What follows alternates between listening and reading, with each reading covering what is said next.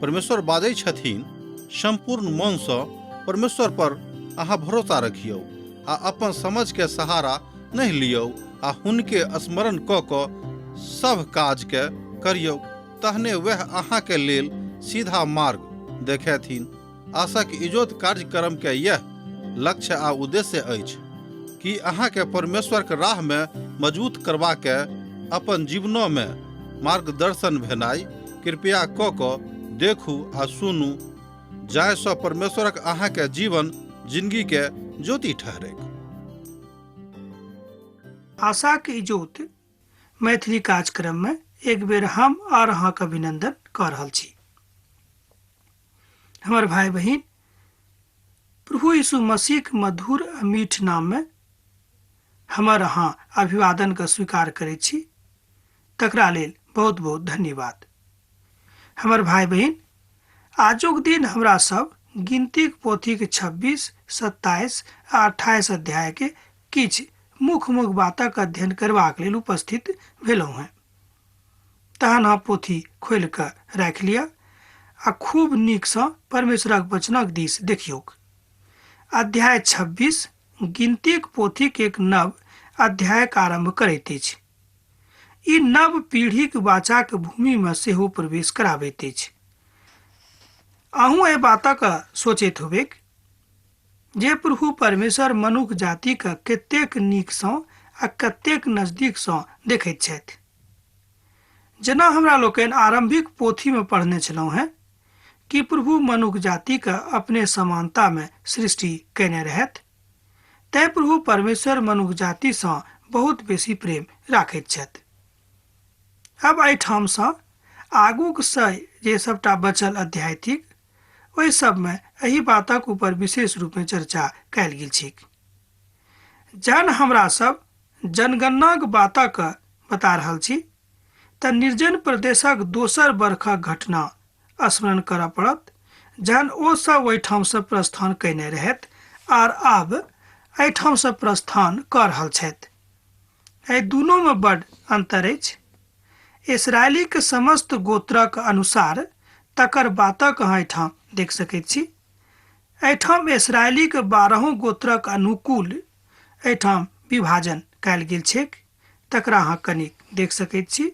Reuben, Simon, गाद, यहूदा, इस्साकार, जरुब्बाबेल, एप्रेम, मनश्शे, बेन्यामीन, दान, आशेर आर नप्ताली।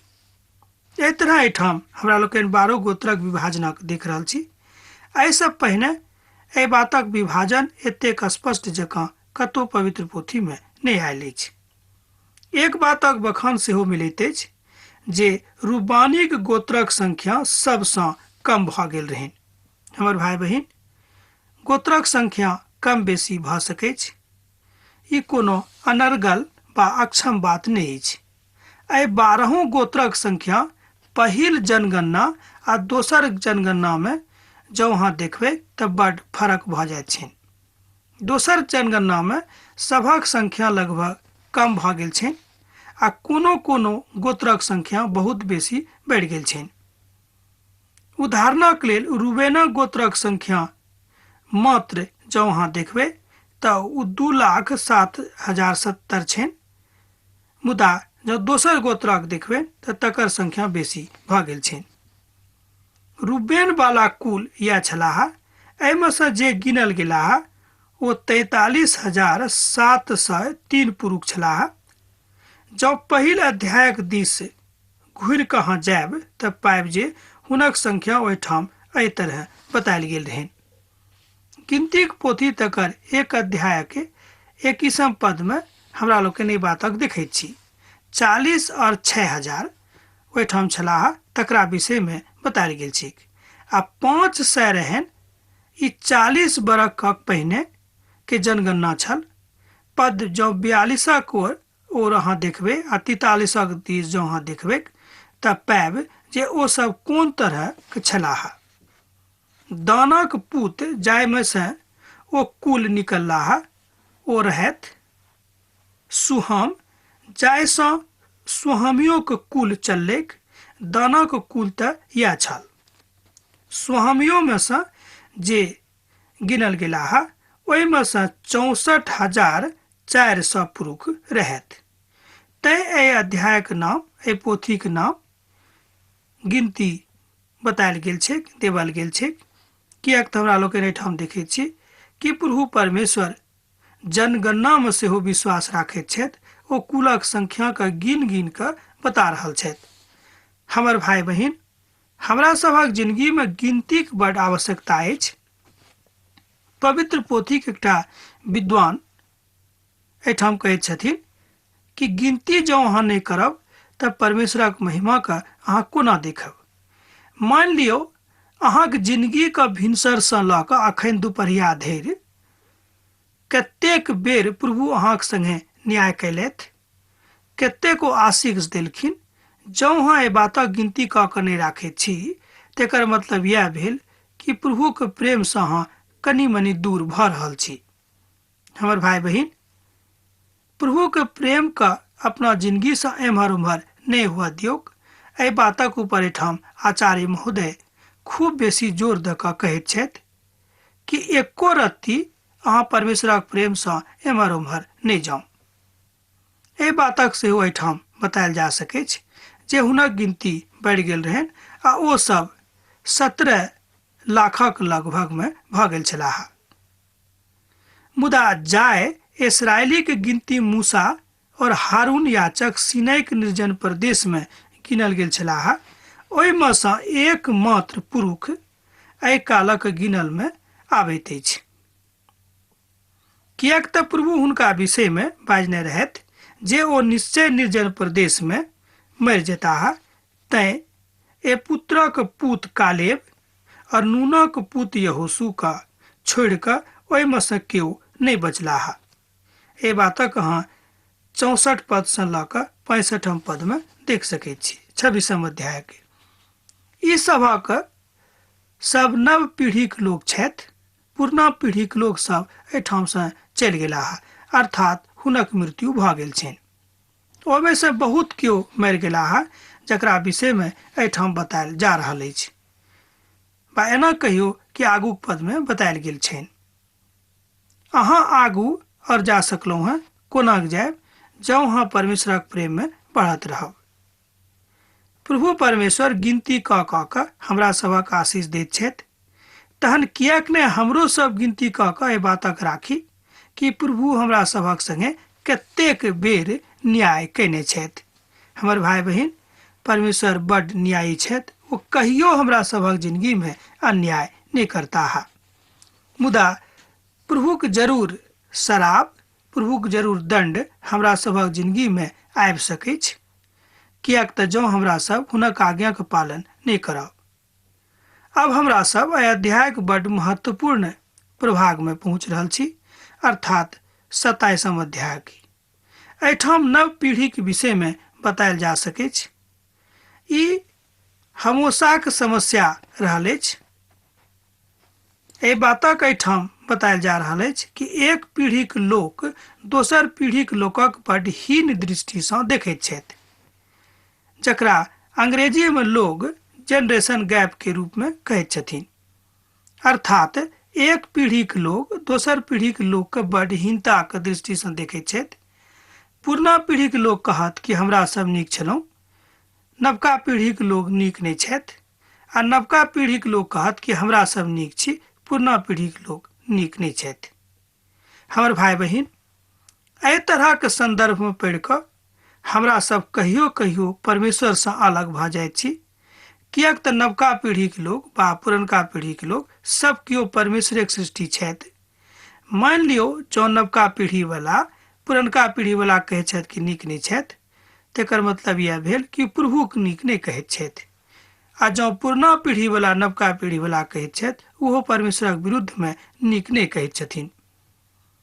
तहन यूसुफक पुत मनस्सेक वंशक कुल में से सलोफाद जे हेपेरक पुत और गिलादक पोता और मनस्से के पुत मकीरक परपोता रहत। हुनक बेटी जिनक नाम महला, नोबा, होगला, मिल्का और तिरसा रहन। एहि बातक एहिठाम सेहो बतायल गेल छै। प्रभुक एहि आज्ञाक अनुसार मूसा यहोशूक लग एलियाजरक याचक एहिठाम समस्त मंडली के सन्मुख में ठाढ़ कयल गेलनि। ओहिके ऊपर हाथ राखैत और हुनका आज्ञा देलखिन, जेना कि प्रभु मूसा के माध्यम से बाजने रहथि। एहि पोथी में 22 पद से लऽ कऽ 23 पद में एहि बातक बतायल गेल छै। आउ एहि पदक हमरा लोकनि देखी। प्रभु एहि आज्ञाक अनुसार मूसा यहोशूक लऽ कऽ एलियाजर याचक आसोर समस्त मंडली के सन्मुख में ठाढ़ कऽ कऽ ओहि के ऊपर हाथ राखैत और हुनका आज्ञा देलनि, जेना कि प्रभु मूसा के माध्यम से बाजने रहथि। प्रभु के माध्यम से एहि बातक अहाँ बुझि सकलहुँ हैं। हमर भाई बहिन, हमरा सब कहियो कहियो कोनो तथ्यक बुझबाक लेल अपन ज्ञानक लगाबैत छी, तहन हमरा सब ओहिठाम असफल भऽ जाइत छी। कारण की अछि? हमरा सब अपन ज्ञानक लगा कऽ परमेश्वरक ज्ञानक बुझबाक कोशिश करैत छी। पवित्र पोथीक अध्ययनक लेल सबसँ नीक बात अछि कि हमरा सब एक एकटा शिक्षक के नियुक्त करी। ओ छथि पवित्र आत्मा। तकरा विषय में एहिठाम आचार्य महोदय कहैत छथिन कि जँ अहाँ परमेश्वरक वचनक खूब नीकसँ बुझैके इच्छा राखैत छी तऽ अपन शिक्षकक रूप में एकटा महायाचक छथि, तकरा अहाँ नियुक्त करू, अर्थात प्रभु यीशु मसीह के। आ दोसर छथि पवित्र आत्माक। जँ अहाँ अपन महायाचकक बातक बुझब तऽ पवित्र आत्माक बातक सेहो बुझ जायब। आ जे भाई आ बहिन परमेश्वरक वचन सुनाबे में अहाँके मदद करैत छथि, हुनको बातक अहाँ बुझबनि। मान लियो जेना हम अखन परमेश्वरक वचन से अहाँके बता रहल छी, ई बातक अहाँ तहने बुझब वा स्वीकार करब जहन अहाँ अपन शिक्षकक रूप में महायाचकक अर्थात प्रभु यीशु मसीह के नियुक्त कयने छी आ पवित्र आत्माक सेहो नियुक्त कयने छी। हमर भाई बहिन, यह बात बुझबा बड़ जरूरी अछि। हमरा सब एही बातक ऊपर बुझनाइ नहीं सोचैत छी आ नहीं विश्वास करैत छी। अब इजरायली के नव पीढ़ी वाचा के भूमि में प्रवेश करे के तैयारी में छथि, कियाक तऽ लैव व्यवस्थाक पोथी में हमरा सब बलिदानक विषय में बड़ विस्तार रूपे अध्ययन कयने छलहुँ हैं। अब सवाल उठि रहल अछि जे परमेश्वरक बलिदानक विषय में एतेक विस्तार से कियाक बतायल गेलै। एहिठाम एहि बातक प्रभुक महिमाक अनुसार भऽ रहल अछि।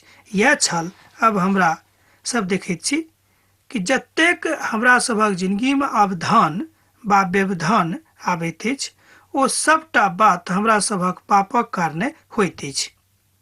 पवित्र पोथी बड़ स्पष्ट रूपे संकेत दऽ रहल अछि कि जे किछु अवधान वा व्यवधान हमरा सभक जिंदगी में अछि, ओ हमरा सभक पापक कारणे अछि।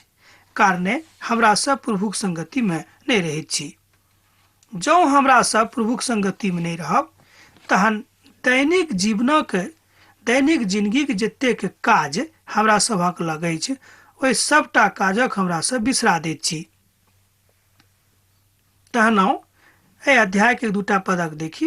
प्रभु मूसा से कहलनि, इस्राएली के ई आज्ञा सुनाबियोक जे हमर चढ़ावा अर्थात हमर सुखदायक सुगंध दिया वाला हमर हव्य रूपी भोजन अहाँ सब हमरा लेल तकरा नियत समय पर चढ़ायब आ तकरा लेल स्मरण सेहो राखब। एहिठाम पिता परमेश्वर अपन नियमक बता रहल छथि मूसा के माध्यम से। वो कहैत छथि कि जे व्यवस्था हम अहाँके दऽ रहल छी तकर अहाँ पालन करब। मूसा के व्यवस्था में हमरा लोकनि देखैत छी कि सबटा बातक व्यवस्थित रूप में बतायल जा रहल अछि। हमर भाई बहिन, जे कियो एहि बातक ऊपर अध्ययनी छथि, मान लियो हुनका पवित्र शास्त्र बाइबलक ज्ञान नहीं छनि, मुदा ओ एहि सब बातक ऊपर देखैत छथि कि मनुष्य जातिक आरंभ में जहन बसै के रहनि तहन ओ व्यवस्थित रूपे बसबाक लेल बहुत दिन तक कोशिश कयलथि। तकरा बाद ओ व्यवस्थित भेलाह। पवित्र पोथी के ऊपर जँ अहाँ विश्वास राखैत छी तऽ पवित्र पोथी में एहि बातक और विशेष ढंग से बतायल गेल छै कि मनुष्य जाति के व्यवस्थित करे में पिता परमेश्वरक 40 बरख लागि गेलै, किएक तऽ मनुष्य जाति के व्यवस्थित रूप में व्यवस्थित करे में हुनका व्यवस्था दिया पड़लनि, तकरा बाद मनुष्य जाति व्यवस्थित भेलाह। एहिठाम हमरा लोकनि देखैत छी एतेक व्यवस्थित करलाक बादो मनुष्य जाति सँ बेर बेर गलती भेलनि, वा एना कहियो कि ओ बेर बेर पापक कुंडक दिस बढ़लाह। एहि विषय में जे अभिव्यक्ति करल जा रहल अछि ओ महत्वपूर्ण अछि। ओ थिक हमरा सभक प्रभुक सन्मुख में एकटा नेन्हक समान आबैक अछि। जँ हमरा सब प्रभुक सन्मुख में नेन्हक समान नहि आयब तऽ परमेश्वरक बातक नहि बुझि सकब। आधारित तथ्य या थिक, मुदा अहाँ ई बुझियौ कि आधारिक बातक मूल तथ्य या थिक कि परमेश्वर सत्य छथि आ हुनका असत्य सँ केओ जीत नहि सकैत छथि, अर्थात मिथ्या कथा सँ प्रभुक केओ प्रसन्न नहि कऽ सकैत छथि। जे प्रभु में छथि वह हुनका प्रसन्न कऽ सकैत छथिन।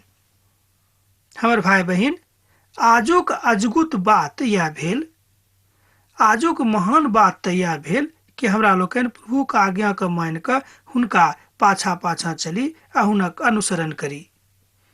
तहना एकटा पदक और देखब, अहाँ हुनका सँ कहब जे अहाँक प्रभुक लेल चढ़ाबैक अछि ओ इएह थिक, अर्थात नित्य होम बलिक लेल एक एक बरखक 2टा निर्दोष पशु के चढ़ायल करब। एहिठाम एहि बातक आज्ञा देवल गेल छै। हमरा लोकनि एहिठाम देखैत छी कि मनुष्य जातिक उद्धार शोणित सँ अछि, मुदा कोनो पशुक शोणित मनुष्य जातिक उद्धार नहि कऽ सकैत अछि। ओहि काल में, जाहि काल में एहि संदर्भ में हमरा लोकनि अखन अध्ययन कऽ रहल छी, ओहि काल में प्रभु यीशु मसीह के देही धारण नहि भेल रहनि, तैं एहि तरहक व्यवस्था पिता परमेश्वर मनुष्य जातिक लेल देने छलाह। मुदा प्रभु यीशु मसीह जन्म भेलाक बाद हुनक शोणित सँ सब मनुष्य जाति उद्धारक बाटक दिस जा सकैत छथि। प्रभु यीशु मसीह के शोणित में एतेक सामर्थ्य छनि कि हुनक शोणितक सामर्थ्य सँ सब मनुष्य जाति उद्धार पाबि सकैत छथि। गिनतीक पोथी तकर 28 अध्याय के 3 पद में ओही बातक संदर्भ बतायल जा रहल अछि। तहन एहिठाम बाजि सकलहुँ हैं कि पूर्णो निमक काल में प्रभु यीशु मसीह मनुष्य जाति के मध्य में उपस्थित छलाह, मुदा दही रूपे नहीं। हमर भाई बहिन, परमेश्वरक हमरा सब दैहिक रूप में देखे के इच्छा राखैत छी, जे नीक बात नहीं अछि। परमेश्वर आत्मा छथि आ ओ चाहैत छथि कि हुनक खोजनिहार हुनका आत्मा आ सच्चाई के साथ आराधना करेक। जँ अहाँ हुनक आराधना अपन हृदयक सच्चाई सँ कऽ रहल छी तऽ प्रभुक आत्मा अहाँके ऊपर प्रसन्न भऽ जेताह आर अहाँ प्रभुक संगति में आगाँ बढ़ल जायब। प्रभुक महिमा में आधारित तथ्यक अहाँ जानि सकैत छी। आजुक संदर्भ में जे हमरा लोकनि अखन 28वां अध्यायक अध्ययन में लागल छी, एहि अध्याय में एहि बातक ऊपर विशेष रूप में चर्चा कयल गेल छै कि प्रभु यीशु मसीह मनुष्य जातिक उद्धारक लेल एहि संसार में अबैया छलाह, मुदा ओहि काल में, जाहि कालक संदर्भ में हमरा लोकनि अखन अध्ययन कऽ रहल छी, ओहि काल में हुनक देही धारण नहि भेल रहनि, अर्थात पिता परमेश्वर हाड़ आ मांस रूप में संसार में नहीं आयल छलाह। यह अद्भुत तथ्यक एहि अध्याय में बतायल गेल छै। पवित्र पोथी के एकटा विद्वान एठाम कहैत छथि कि पुरना नियमक काल में प्रभु यीशु मसीह छलाह, मुदा दैहिक रूपे नहीं रहैथ। हमर भाई बहिन, जेना कि नवो नियमक पोथी बातक बताबैत अछि कि परमेश्वर आत्मा छथि आ जे केओ आत्मा आ सच्चाई के साथ हुनक अध्ययन करैत छनि, हुनक आराधना करैत छनि, हुनका विषय में जाने के कोशिश करैत छनि, हुनके लेल परमेश्वर छथि। हम हुनका सँ कहब जे अहाँक प्रभुक लेल चढ़ाबैक अछि ओ इएह थिक, अर्थात नित्य होम बलिक लेल एक एकटा बरखक 2टा निर्दोष पशु के चढ़ावल करेक। एहि बातक हमरा लोकनि 3 पद में देखैत छी। एहिठाम होम बलि के विषय में बतायल गेल अछि जे प्रभुक महिमाक लेल नित दिन चढ़ावल जाइत रहेक। हमर भाई बहिन, जरूरी अछि कि हमरो सब प्रभुक दिस ताकी, प्रभुक दिस देखी आ प्रभु सँ नित ई आशा राखी कि प्रभु हमरा सबसँ प्रेम राखैत छथि। प्रभु अहाँसँ प्रेम राखैत छथि, एहि बातक हम आश्वासन दऽ रहल छी, बा एना कहियो कि पूर्ण रूपेण आश्वासन दऽ रहल छी कि प्रभु अहाँसँ प्रेम राखैत छथि। प्रभु यीशु मसीहसँ बढ़ि कऽ आर दोसर केओ मनुष्य जातिसँ प्रेम नहि राखैत छथि। पवित्र पोथी में जँ अहाँ देखबै, यशाया नबीक पोथी में बतायल गेल छै कि मनुष्य जाति के भऽ सकै कि हुनक माय हुनक बाबू हुनका बिसरा देतनि, हुनका छोड़ि देतनि, मुदा हम हुनक परमेश्वर छी, हुनका हम कहियो नहि बिसरेबनि आ नहि हुनका छोड़बनि। हमर भाई बहिन, एहि बातक पूर्ति होइत हमरा सब नवानेवक काल में जहन प्रभु यीशु मसीह देही धारणक अवस्था में मनुष्य जाति के बीच में रहलाह, ओ बातक सिद्धि कैलथि। हुनका दृष्टि में सब केओ उचित छथि जे प्रभु सँ डराइत छथि। हमर भाई बहिन, प्रभुक नजरी में अहाँ बहुत बहुमूल्य वस्तु छी। भऽ सकै छै कि अहाँ अपन समाजक दृष्टि में नहि होयब, अपन माय बाबूक दृष्टि में नहि होयब, अपन पत्नी वा अपन धिया पुताक दृष्टि में नहि होयब, मुदा प्रभुक दृष्टि में अहाँ छी। ई बड़ गंभीर तथ्य पूर्णोन्नेम के एहि विचार में एहिठाम आबि रहल अछि। एहि गंभीर तथ्यक अहाँ देख रहल छी आ तकर अध्ययन कऽ रहल छी।